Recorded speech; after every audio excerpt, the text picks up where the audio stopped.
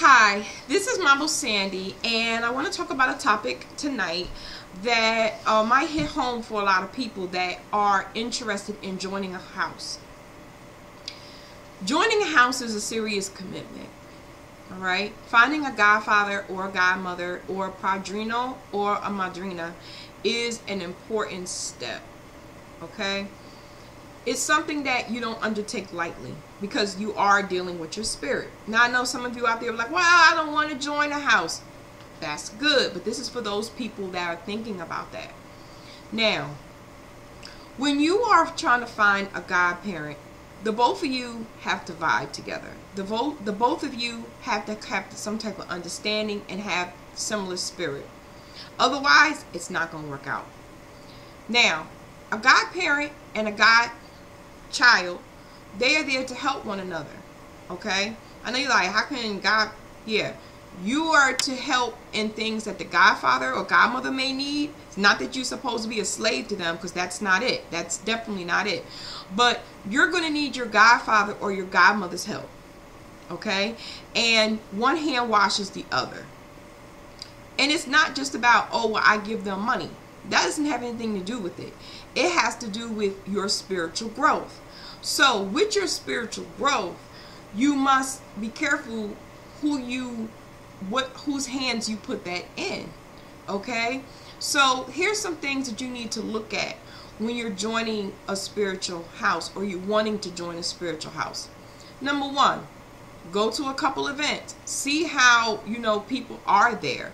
You're not going to get along with everyone in your spiritual house. You don't have to be buddy-buddy with everybody in your spiritual house, but you should be cordial and you should have some type of level of respect for one another, because at one time, or there may come a time that you both might have to do something as a house together, and you don't need to have any type of discord. So you want to join a house that you pretty much kind of, I'm going to say, are cordial. You get along with everybody and you look at each other as a spiritual family, not just to hang out on Friday night and then that's it. That's not how this works. Your spiritual family is just that, your family, okay? Godparents. Godparents are there to guide you. Godparents are not there to coddle you. Godparents are there to nurture your spiritual growth. Godparents are there so in case, you might, as you're growing, and if you decide to do work and be a worker, okay, they're there to help you in the best way that they can. But again, that doesn't mean for them to be a slave to you, okay?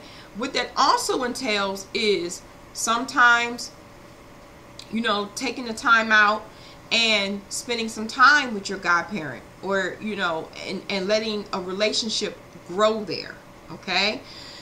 Now, the next thing is, when you're finding a spiritual home, you want to feel at home.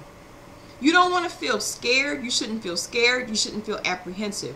You should feel comfortable. It should feel like you putting your foot into a slipper that you've had for a while, okay? If you don't have that feeling and you feel apprehensive, or you feel that something isn't right, then maybe something isn't right.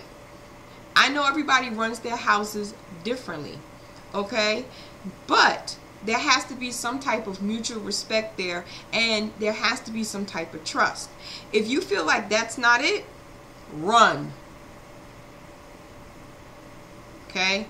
Don't stick around and keep putting your neck on the chopping block if you feel like you cannot trust your godparent, because it will just go downhill, okay? And joining a spiritual house, each house has rules. If you feel as though you can't follow those rules, then maybe that's not the spiritual home for you. Maybe you should look elsewhere. Or maybe it's not meant for you to be in a spiritual house. So before you go diving into trying to find a spiritual home, if that's what you want to do, take your time. Now here's the key that I said I was going to leave for the end. When you're asking for the universe or God or your guides or your ancestors to send you a teacher, ask for a teacher that is humble, that is caring, that cares about your spiritual growth, That is what you want to ask for. A godparent that's fair. Those are the things you want to ask for. I'm quite sure you can come up with some other things, but these are the things that you should ask when you are looking for a godparent. You know, a godparent that will stand behind you or stand beside you and will be there for you, and you be there for them. So when you're asking for a spiritual teacher, be specific in what you want. So this is Mambo Sandy. I'm signing off, and I hope that this was able to help you. Take care. Bye-bye.